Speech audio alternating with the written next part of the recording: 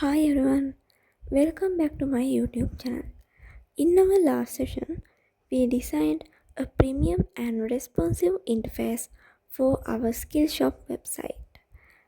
Today we are going to dive into the backend processing to make this page fully functional using PHP and MySQL. A watchlist is only useful if it accurately remembers what the user saved.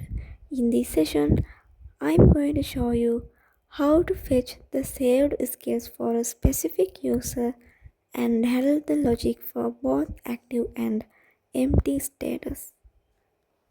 This is my website. So in this area, I can see my whole products. You can see the heart icon. When I click this heart, I can add this product into our watchlist page. When I turn into my watchlist page, and you can see this product is here. I add some products to watchlist, and also you can add by clicking the product and click this watchlist. Now you can see the button is changed to in watchlist. Now I turn into my watchlist page, and when I click again this heart icon, the product is removed. So you can add or remove the products from the watchlist page. When I remove all the products, you can see your watchlist is empty. Save skills you are interested in and they will appear here for easy access. And browse skills. And I can click this browse skills and turn into our first page. Again I add this product to my watchlist and turn into our page. You can see the product. So this is part of our watchlist page. Now let's dive into. Before we show any personal data, we must verify the user. We start by initializing the session to identify who is visiting. We extract the logged in status, the user role and the user ID. If the visitor is not logged in or if they are a seller instead of a buyer, we immediately redirect them to the home page using header location index.php. This ensures that sensitive watchlist data is only accessible to the correct account holder. And this is a high performance SQL join that gathers data from 4 different tables at once. We start with the watchlist table and join it with the product table to get title, images and prices. We only fetch products where the status is active. We use left join to connect the user table to get the instructor's name and the feedback table to calculate the rating. The query uses average coloscape f.rating 0 to find the average star rating and count f.id to show the total number of reviews. This makes our watchlist card look very professional with live data. Once the database gives us the result, we need to prepare them for our HTML. We use order by w.created at desc, and which means the item the user saved mostly recently will always appear at the top of the list.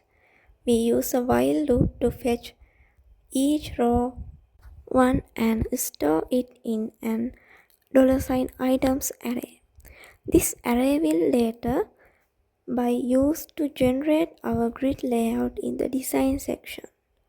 Just like in our previous videos, we use the I-type definition with the placeholder question mark. This is critical to prevent SQL injection and keep our Skillshop database secure. We use PHP count $items function to dynamically display the number of saved skills. And we use the small ternary condition count $items not equal to 1 question mark s, and this is a professional touch. It ensures the text says one skill or three skills correctly rather than always being plural. This is the brain of our watchlist page. We use an if condition in the brackets count and $items greater than 0 this block to decide which interface to render. If the array is not empty, the server generates the grid layout. If it is empty, it skips the grid entirely and renders the empty state card with the browse skills call to action. Once we know we have items, we loop through the $items array to build our grid. Inside the loop, we check the average rating. If the rating is greater than 0, we round it to 1 decimal point, otherwise, we mark it as new to attract portional buyers. We use HTML special tasks when displaying the seller's name and product title. This is a critical security step to prevent cross-site scripting attacks. Not every product has an image yet. We included a fallback PHP block that shows a placeholder icon if the image URL is missing, ensuring the grid always looks symmetrical and professional. Every article card and delete button is injected with the data product ID. This attribute is essential for our upcoming Ajax logic, as it tells the server exactly which product to remove when the heart icon is clicked. To make the price look premium, we use number format, $P, price, and 2. This automatically adds the thousands separator and ensures 2 decimal points for a clean RS. This is our watchlist process.php file. Every professional backend script needs to set the right environment first. We start by checking if a session exits and initializing it.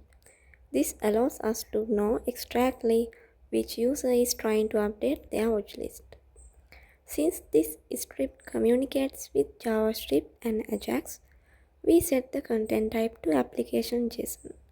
This tells the browser to expect a structured data response rather than a standard HTML page. Security is our top priority on Skillshop. We extract the account type name and convert it to lowercase to avoid case-sensitive issues. We then check if the user is both logged in and specifically a buyer. If a guest or a seller tries to access this process, the script immediately stops and sends back an authorized message in JSON format. This prevents unauthorized users from tampering with the database. Never trust user input. We use interval on both the user ID from the session and the product ID from the $post request. This forces the values to be numbers, which is a powerful defense against SQL injection attacks. If either ID is 0 or less, we send an invalid input error. This keeps our database clean and prevents logical errors. And this is the start of our database interaction. We use a select query to see if this specific user has already saved this specific product. By using limit 1, we tell the database to stop searching as soon as it finds one match. This keeps our Skillshop performance fast even as the database grows. Notice the question mark, placeholders, and the double I indicating two integers. This is the professional way to execute queries safely. So this is the end of today's video. I'll see you again with another video, and thank you very much for watching. Have a nice day all, and goodbye.